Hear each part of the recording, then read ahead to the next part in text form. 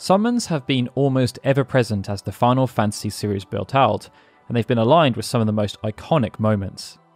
Now, some of them, such as Shiva, Ifrit and Bahamut, are often acquired through natural progression, but there are plenty of other summons that can be obtained by stepping off the beaten path and venturing into the game's more challenging areas. While rewards for such endeavours usually result in some of the most powerful summons the series has to offer, some of these beasts require an unusual amount of effort through side quests, extra battles, or in some cases, truly obscene requirements that made us question whether the end truly justified the means. In this video, we'll be exploring 7 of the hardest summons to obtain, though we will be presenting the summons that you, the community, have selected through your comments in our previous video on this matter. As always though, we will only be presenting one summon entry per franchise. But with that, let us dive into one of the most iconic Final Fantasy games, along with one of the most iconic summons. Even though Alexander was only introduced in Final Fantasy VI, it has become one of the most recognisable in the roster, thanks to its powerful appearances such as in Final Fantasy IX and XIV. And what's even more interesting is that some of Alexander's strongest appearances, such as those just mentioned and Type 0, were deep-rooted in lore that was witnessed from afar as opposed to the player having direct control. In Final Fantasy VII, Alexander's potent holy attacks were available for the player to obtain, but it was not a mandatory summon. Players had to be willing to go looking for it.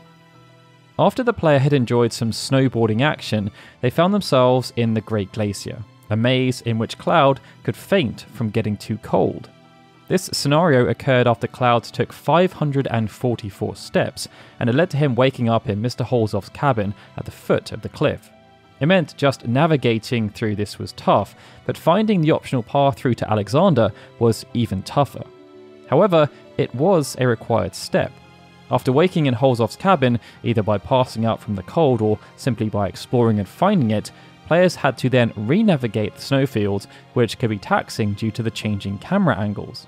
Their objective was some hot springs near the exit of the Great Glacier, and after touching the hot spring itself, the player then had to return to the snowfield, heading in the opposite direction to find a cave containing a snow enemy, who would only fight if the hot springs had been interacted with. It was only after defeating the snow that Alexander could then be acquired. The difficulty in getting Alexander was therefore twofold. First, many players conceivably just navigated through the Great Glacier without even knowing Alexander was there. And those who did choose to explore a little and found either the snow or the hot springs were unlikely to connect the two as being related to the same side quest. Now, Anima also serves as one of the most beloved and feared summons in all of Final Fantasy, despite her limited appearances across the franchise. First seen in Luca, when summoned by Seymour to obliterate the monsters invading the Blitzball Stadium, Anima was an Aeon players were very eager to get their own hands on, and this notion was further amplified when facing off against her in Macalania Temple.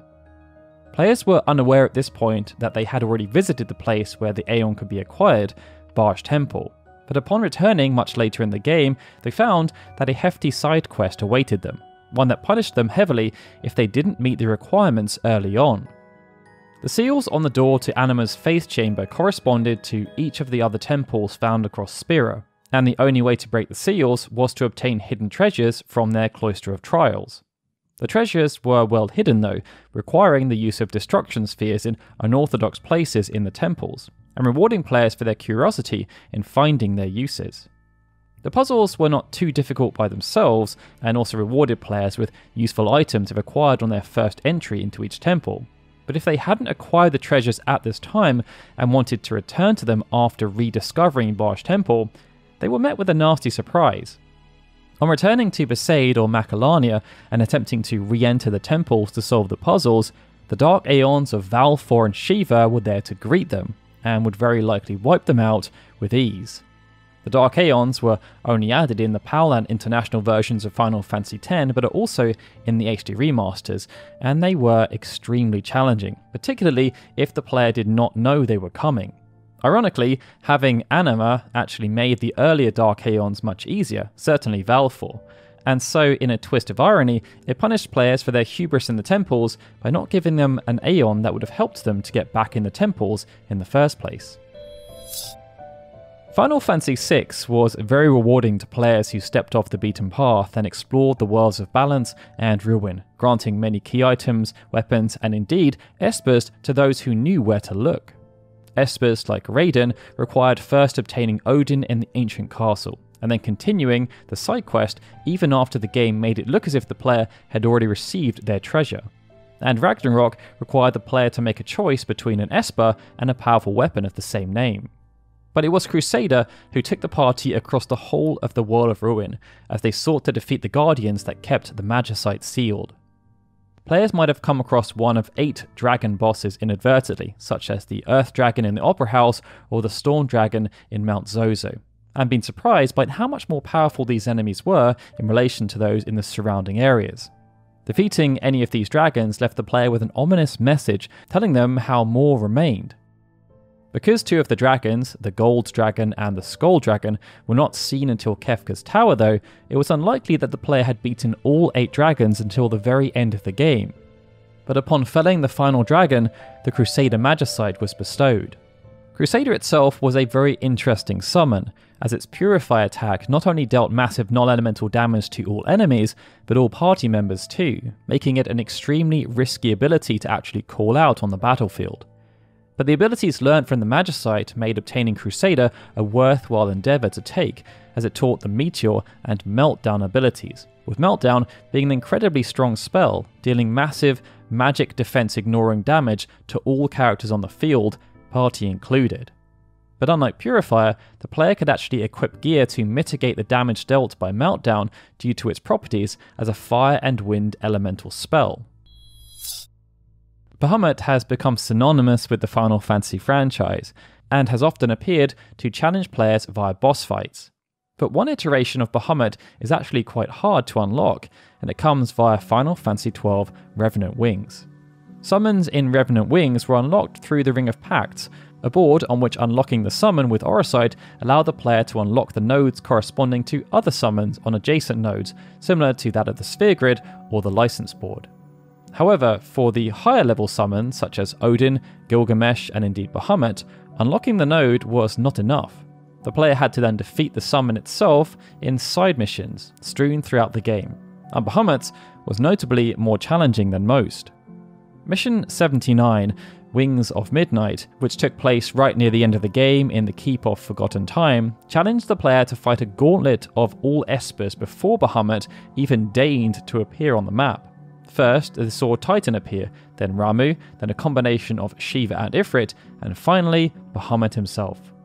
None of the other Espers were pushovers, needing a party of leader characters at well above level 50 to stand a chance, but the player also needed their wits about them to tackle Bahamut itself for fear its Mega Flare wiping out the entire group in one fell swoop. Specific strategies, like using Ash to regen the party while Kites peppered the field with his spells, and using creatures like golems and lamias for cannon fodder, were just some of the ways to tackle this mission effectively. It meant that compared to many of the other Espers, Bahamut in Revenant Wings represented a significant difficulty spike in the game, and one that made him quite taxing to acquire by comparison. Final Fantasy Tactics featured a comprehensive list of venerable summons, and while many could be learnt by spending JP, others could be learnt by a summoner being exposed to the summon in combat and then surviving. This was also the case with Zodiac, the most powerful summon in the game. But what made it quite difficult was not just that the players had to survive the optional Midlight Steep dungeon, just to make an attempt at learning the spell, but also that Elidibus had to actually want to cast the spell. Oh, and the summoner, as mentioned, also needed to survive the assault. Elidibus would only cast Zodiac if it looked like the situation called on him to do so, which meant that your characters had to be clustered together at the correct range. But not only that, Elidibus would only cast it if his targets had high faith value, which therefore meant they dealt and took more magic damage. Because the player's faith therefore had to be high, and this meant it dealt more damage, even if Elidibus did use Zodiac, it hit extremely hard, requiring additional preparation in the form of Shell or the Time Mage ability Mana Shield to mitigate the damage. There was also a chance of just not learning the spell even if it hit and the character survived, and if that did happen, the player would need to endure it all over again in order to try and survive a second time.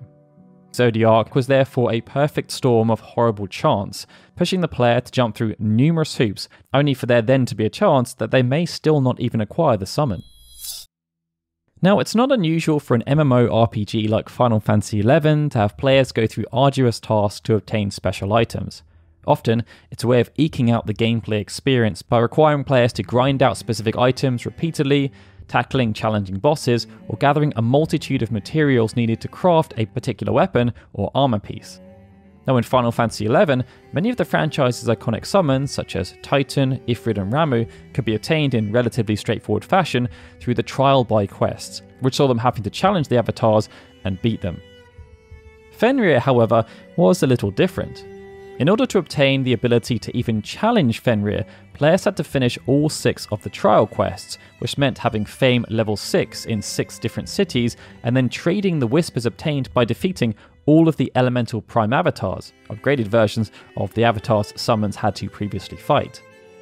The item obtained by trading the whispers of the avatars was the Moon Bauble, which needed to then be taken to the Full Moon Fountain, itself requiring a party of mages to get through the 3-mage gate that guarded it, before then using it to challenge Fenrir Prime. Fenrir Prime was also no pushover, expecting players to challenge it at particular times of the day in order to take less damage from its howling moon attack. The avatar also had a habit of removing all of the player party's beneficial status effects, reducing their stats with Lunar Roar and dealing massive damage with Eclipse Bite and Moonlit Charge. Upon defeating Fenrir Prime though, the summoner received the Whisper of the Moon and the ability to summon Fenrir themselves. And as a summonable avatar, Fenrir can inflict numerous status conditions on the enemy, including blind and paralysis, and could also use Lunar Roar, which removed all positive status effects from enemies as well, making it a very valuable asset, which was just as well considering how much effort was required to obtain it. That then brings us on to our last entry, which is one of the most infamous due to how unique it was. Final Fantasy VIII's summons, known as Guardian Forces, were integral to the plot, as it became known that they were the reason for some of the characters to lose their memory as the game progressed. Some of the Guardian Forces were mandatory to obtain, but many were not. Instead, they needed to be drawn from specific bosses or required side quests to obtain them. Diablos, for example, needed players to use the Magic Lamp and then defeat a challenging boss fight. Bahamut and Eden, on the other hand, both dwelled far beneath the ocean in the Deep Sea Research Center, and the Tombury summon required the small-scale massacre of Tomburys found in these central ruins. But one Guardian Force stood above the others due to having a ridiculous list of requirements, and that Guardian Force was Doom Train. Doom Train is one of the most unique summons ever seen in a Final Fantasy game, and the method of requiring it was no different, thanks to the scavenger hunt of items needed to solve its riddle. Players first had to require the Solomon's Ring obtained at Tyr's Point to the east of Esther City, located at the foot of the statue of a woman playing the harp. The ring alone was not enough, however, and to even understand what the player needed to do with the ring, they needed to first read the 4 occult fan magazines to get hints on what they needed to do to break the seal. Upon reading the magazines, it was discovered that the player needed 6 copies of 3 different items: steel pipes, obtained from defeating Wendigos or refining Elastoid cards, remedy pluses, which required Alexander, itself a summon that could be missed if not drawn at the right time for its mid-level up ability, and finally 6 Marlborough tentacles, which were dropped by, you guessed it, Marlboroughs. Marlboroughs were as fearsome as ever in Final Fantasy VIII, located on the lands closest to heaven and hell, and their bad breath attack could absolutely decimate unprepared parties. Once the player then had 6 steel pipes, remedy pluses, and Marlborough tentacles in their inventory, the riddle of 666 was solved, and the Solomon Ring could be used, obtaining the Doom Train Guardian Force. Doom Train itself was extremely useful for its utility. Performing akin to a bad breath of the party's own making, it inflicted several status effects on all enemies, and as a Guardian Force, Doom Train also had very interesting abilities, such as the Junk Shop ability, allowing players to make weapons on the fly, and Forbidden Med Ref, which was used to create truly powerful items like Megalixirs. But with that, there were 7 more of the hardest summons to obtain, as selected by you, the commenters. How many of these summons did you have trouble acquiring, Be sure to let us know in the comments below, as well as any summons you'd recommend we cover in the future. And of course, if you enjoyed the video, please be sure to hit that like button and subscribe to the channel. Alright everyone, with that, this is Darryl signing out. As always, I'd like to give a big thank you to all of our Patreon and YouTube members and supporters, especially Benjamin Snow, The Livestream, Juan Jaramillo, Justin Dent, and Sukin DDK, who are super special Onion Eye supporters, and of course a big thank you to everyone for watching this video. I'll see you all again soon for more Final Fantasy goodness.